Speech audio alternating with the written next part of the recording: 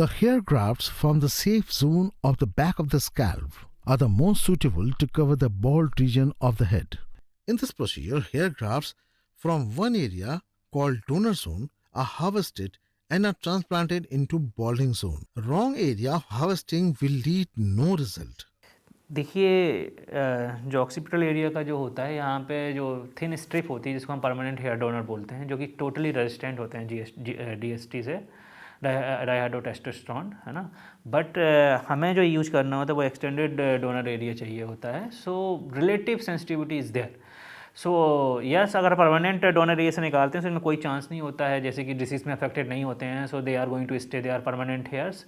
And जो relative होता है उसमें थोड़ा सा चांस होता है कि दे माइट फॉल, है ना, in that.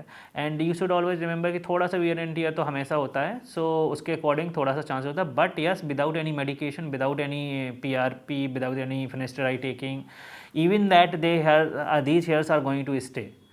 So medication is required to protect remaining जो हमारे बचे हुए बाल हैं, जो कि सेंसिटिव एरिया में हैं, जो टॉप ऑफ दैट स्कैल्प, है ना. If they are there, so but जो ट्रांसप्लांटेड हेयर्स हैं उनके लिए इन सब चीज़ों की ज़रूरत नहीं होती. अगर नहीं भी करेंगे आप तो भी ये रहेंगे आपके बाल, ये नहीं जाएंगे. In many cases, it has been noticed that after extraction of hair grafts, the donor area is left with the dotted scars or a long linear scar of a few teeth. These scars are clearly visible when head is shaved off. In dermales, complete hair transplant procedure is carried out meticulously.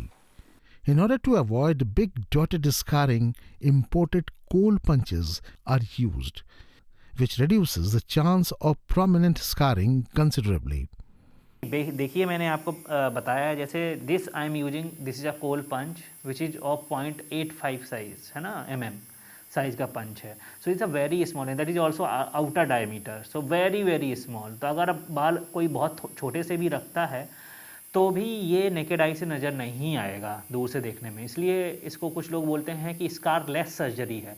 This is a misnomer. Actually it is not a scarless surgery, but scar is so small so it is not visible from a distance, है ना. सो थोड़ा सा भी distance होगा, 2 feet का भी distance से कोई देख रहा है, so it is not visible अगर थोड़ा सा भी बाल का लेंथ है तो.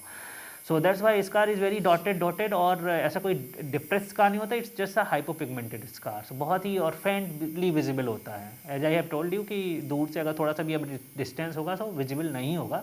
And no sutures are needed, and bleeding वगैरह का रिस्क ऐसे नहीं होता है आर्टरी कटने का, यू नो. सो इसमें that is a more safer way and more precise, and we can harvest more area can be covered, more grafts can be taken out, surgery can be repeated.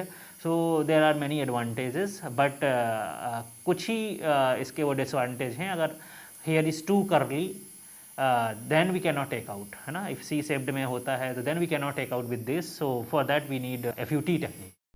Dermames is always here to help you and bring smile on your face. Please log on to www.dermsame.com. For further information, please stay connected with us for more videos.